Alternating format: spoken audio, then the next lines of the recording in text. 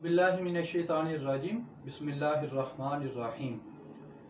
दोस्तों, आज का हमारा मौजू है कि मुस्तशरिकीन का तारुफ। तो मुस्तशरिकीन के तारुफ में मैं 3 चीज़ों को बयान करूँगा। सबसे पहले मुस्तशरिकीन की तारीफ़ को, दूसरे नंबर पर मुस्तशरिकीन के आगाज़ और तीसरे नंबर पर मुस्तशरिकीन के मकासिद को। तो तवज्जो के साथ आपने मेरी वीडियो को सुनना है, और अभी तक अगर आपने हमारे चैनल को सब्सक्राइब नहीं किया तो आप हमारे चैनल को भी सब्सक्राइब कर दें।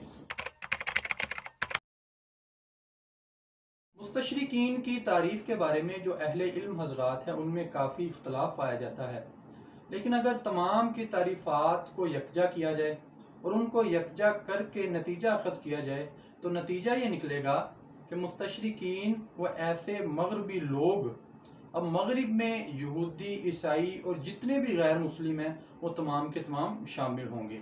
तो ऐसे मगरबी लोग कि जिन्होंने अपनी ज़िंदगियां मशरकी उलूम के लिए वक़फ़ की हों, मशरकी उलूम यानी कि जो इस्लामिक उलूम है उनके लिए वक़फ़ की हों, और मकसद उनका इस्लामी दीन हासिल करके दीन इस्लाम को नुकसान पहुँचाना हो।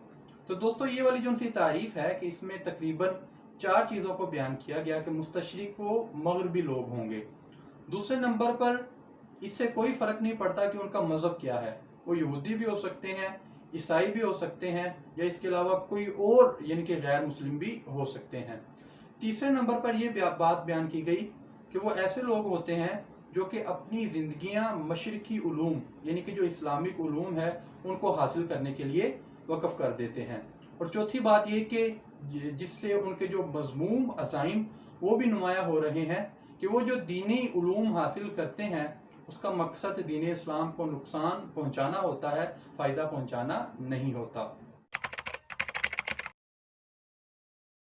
7वीं और 8वीं सदी ईस्वी में इस्लाम जिस तेज़ी के साथ फैला और जिस तेज़ी के साथ इस्लाम ने लातादाद इंसानों, मुतअद्दिद रियासतों और कई तहजीबों को मुसख्खर किया था, तो ये बात यहूदियों और ईसाइयों के लिए लम्हा फिक्रिया बन गई, और वो ये सोचने पर मजबूर हो गए कि इस्लाम अगर इसी तेज़ी के साथ फैलता रहा तो वो वक़्त दूर नहीं कि जब पूरी दुनिया पर जो तौहीद का परचम है वो गालिब आकर रहेगा। सलीबें टूट जाएंगी, गिरजों की जो घंटियां हैं वो खामोश हो जाएंगी, और बनी इसराइल जो कि कई सदियों से नबूवत और बादशाहत के अजीम मनासब पर फाइज रही, तो वो ना सिर्फ वो अजमतें उनसे खो जाएंगी बल्कि उनका जो वजूद है वो भी खतरे में पड़ जाएगा।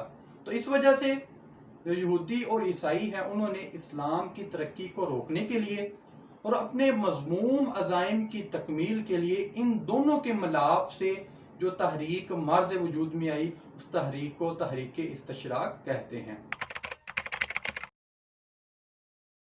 वैसे तो तहरीक इस्तशराक इसके बहुत ज़्यादा मकासिद हैं, लेकिन इनके जो 3 और बुनियादी मकासिद हैं मैं उनको बयान कर देता हूँ।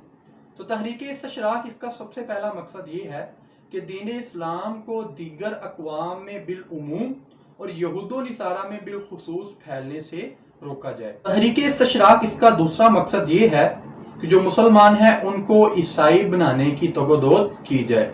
तीसरा और आखिरी जो कि सबसे खतरनाक इनका मकसद था वो ये था कि सबसे पहले तो जो मुसलमान हैं उनको यहूदी या ईसाई बनाने की कोशिश की जाए, लेकिन अगर वो यहूदी और ईसाई नहीं बनते, अपने मजहब को छोड़कर किसी और मजहब में जाना कबूल नहीं करते, तो उनके जहन में इस्लाम के बारे में, ताजदार कायनात सल्लल्लाहु अलैहि वसल्लम के बारे में, कुरान पाक के बारे में इस तरह के शुकूक व शुबहात पैदा कर दिए जाएं कि ना तो वो सच्चा मुसलमान रहे और ना ही वो यहूदी और ईसाई बन के रहे, बल्कि दरमियान में भटकता रहे और उसका जो अपना अकीदा है वो भी महफूज ना रहे। तो दोस्तों, ये जो तहरीक इस्तशराक है इसका मुख्तसर सा तारुफ था, तो वो मैंने आपके सामने बयान कर दिया।